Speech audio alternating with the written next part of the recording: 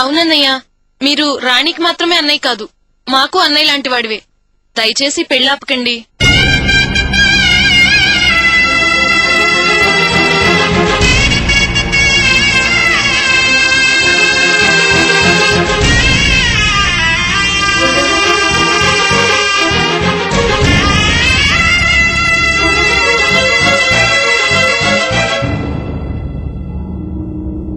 ఏమండి,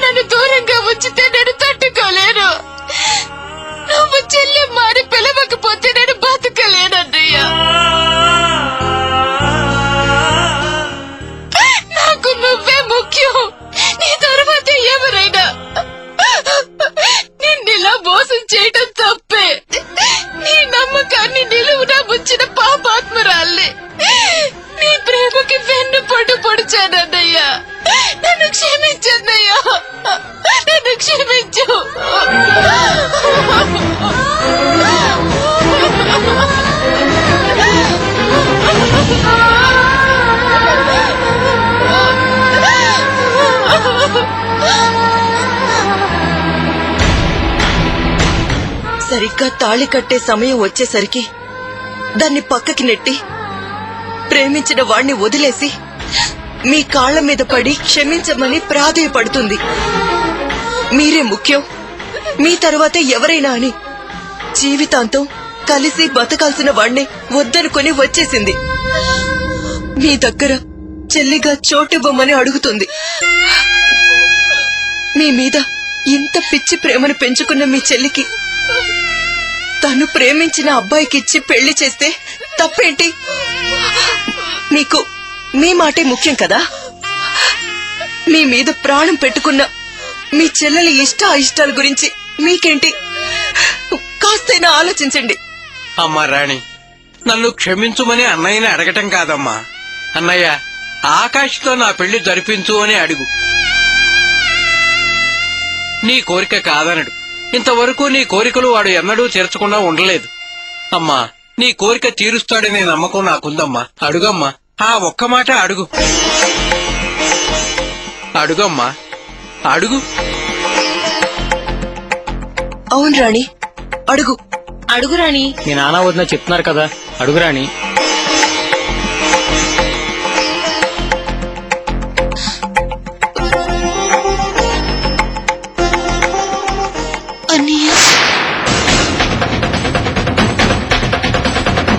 అవసరం లేదమ్మా.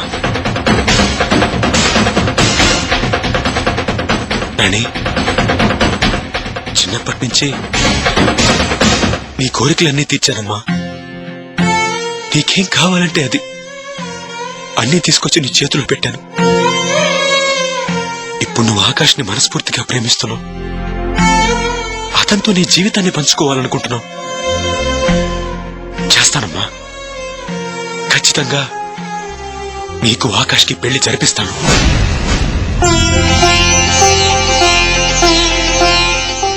గోపి, నువ్వు చెప్పేది నిజమేనా? అవునన్నా. రాణి ఆకాష్ మీదున్న ప్రేమతో అతన్ని పెళ్లి చేసుకోవడానికి వచ్చేసింది.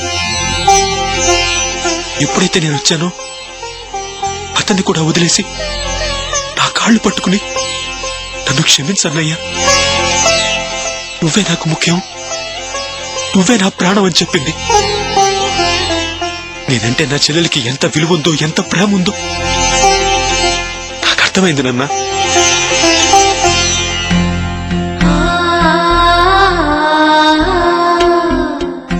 నా చెల్లెలి కోసం నేను ఈ మాత్రం చేయలేకపోతే నేను దానికి అన్నయ్యగానే వేస్ట్.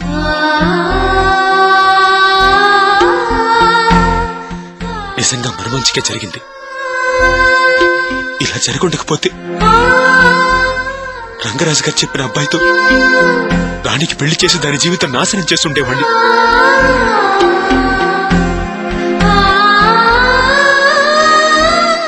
నిజంగా మంచిగా జరిగింది. ఆకాష్, నాకన్నా వయసులో చిన్నవాడివి అయినా అడుగుతున్నానయ్యా, నన్ను క్షమించు.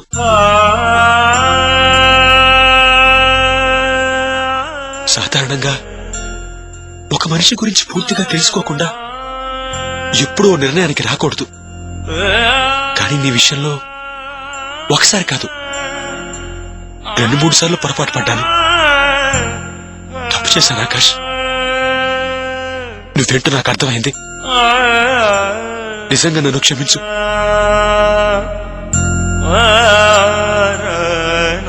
రాణి, జరిపిస్తానమ్మా. ఖచ్చితంగా మీ ఇద్దరికి పెళ్లి జరిపిస్తాను. విరామం తరువాత కానీ నాదొక చిన్న రిక్వెస్ట్. ఇంకో 3 నెలల్లో మీ ఇద్దరి చదువు పూర్తయిపోతుంది. ఆ తర్వాత మీ పెళ్లి జరిపిస్తాను. సరేనా? మీరు చెప్పేది కరెక్టేనండి. ముందు మా చదువు పూర్తి చేస్తాం. ఏమండి, మీకు చెప్పకుండా ఇలాంటి నిర్ణయం తీసుకున్నందుకు నన్ను క్షమించండి. భలేదైనా అర్చన, నన్ను నువ్వు క్షమించమని అడుగుతున్నావేంటి? నిజం చెప్పాలంటే నేనే నీకు థ్యాంక్స్ చెప్పాలి. రాణి నువ్వు గుడికి తీసుకొచ్చి నా కళ్ళు తెరిపించావు. దాని మనసులో ఏముందో నాకు అర్థమయ్యేట్టు చేసావు అర్చన. అర్చన, మళ్ళీ చెప్తున్నాను, ఖచ్చితంగా రాణికి ఆకాష్కి పెళ్లి జరిపిస్తాను. ఇది నిజం. రాణి, ఇంక మనం బయలుదేరదామమ్మా. ఇప్పటికే ఆలస్యమైంది. అర్చన, నాన్న, పదండి. పదమ్మా.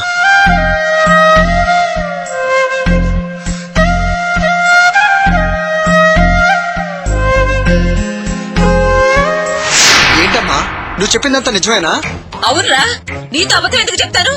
ఇంతకాలం నువ్వు ఇంట్లో లేవు, అందుకే నీతో కూడా ఈ విషయం చెప్పలేకపోయాను. నాకు మాత్రం అనుమానంగానే ఉందిరా. అది రాణి నా అబ్బాయికి అప్పగించడానికే తీసుకెళ్లి ఉంటుంది. అర్చనక్క అలాంటి పని చేయదు. తను అలాంటి పని చేసే మనిషి కాదు. నాకు అక్క మీద నమ్మకం ఉంది. దాని సంగతి నీకు తెలియదమ్మా.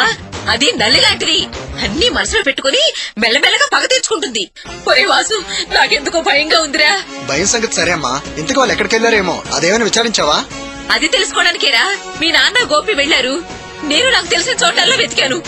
అయ్యో, ఇలానే ఇరుగు పొరుగు వాళ్ళకి తెలిస్తే నేనేం చెయ్యాలరా? నాకేం అర్థం కావట్లేదు. భగవంతుడా, ఇప్పుడు నన్నేం చేయమంటావు? కన్ను కూతురేమో కంట్లో పొడుస్తుంది, వచ్చిన పెద్ద కొడలేమో నెత్తినెక్కి తంతుంది. ఇది దాన్ని చెడగొడుతుందిరా. మన పరువు బజార్ను పడేయాలని చూస్తుంది. నాకేం చేయనో అర్థం కావట్లేదురా. వాళ్ళు వచ్చే టైం అయిపోతుంది. వాళ్ళకి ఏ సమాధానం చెప్పాలో.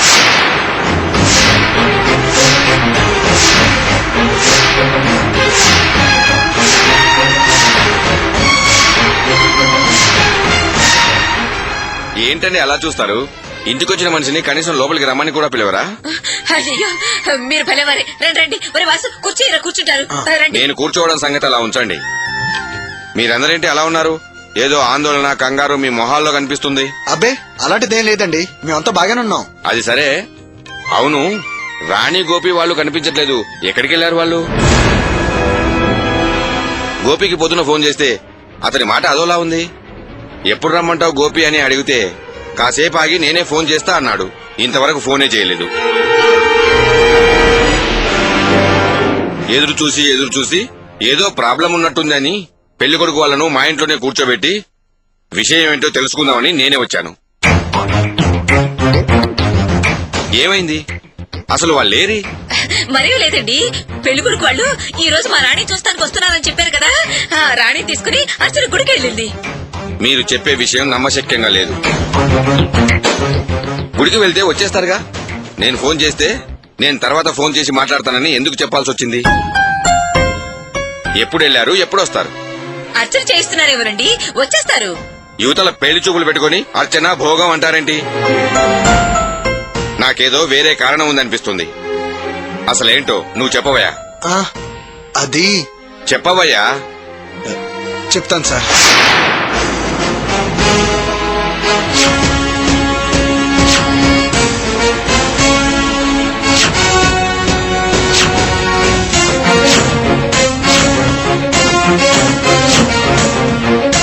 అది జరిగింది. ఏంటయ్యా అది ఇది అంటూ ఆటంబాంబు పేలుస్తున్నావు? అవతల నేను పెళ్లి కొడుకు వాళ్ళకి ఏం సమాధానం చెప్పాలి?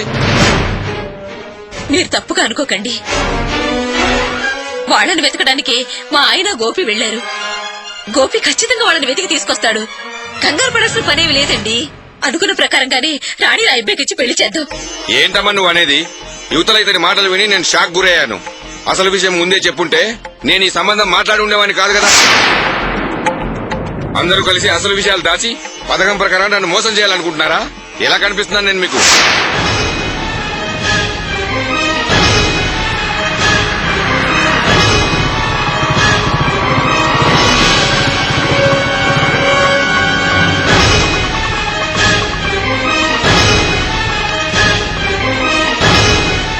ఒరే గోపి, రంగరాజు గారు వచ్చినట్టున్నారా?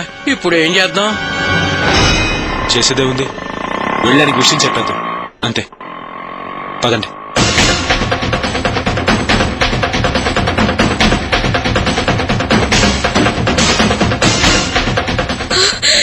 గోపి,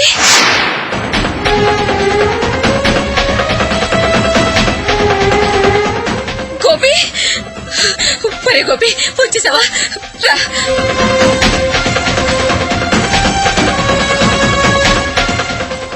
సార్, ఎంతసేపు అయింది వచ్చి? నేనొచ్చి ఎంతసేపు అయిందని కాదు, ఎందుకు వచ్చావని అడుగు సరిపోతుంది.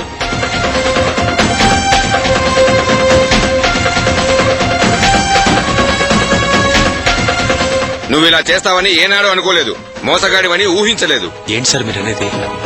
నేను మిమ్మల్ని మోసం చేయడం ఏంటి? ఇంకా అమాయకంగా మాట్లాడకు గోపి. నాకు నిజం తెలిసిపోయింది.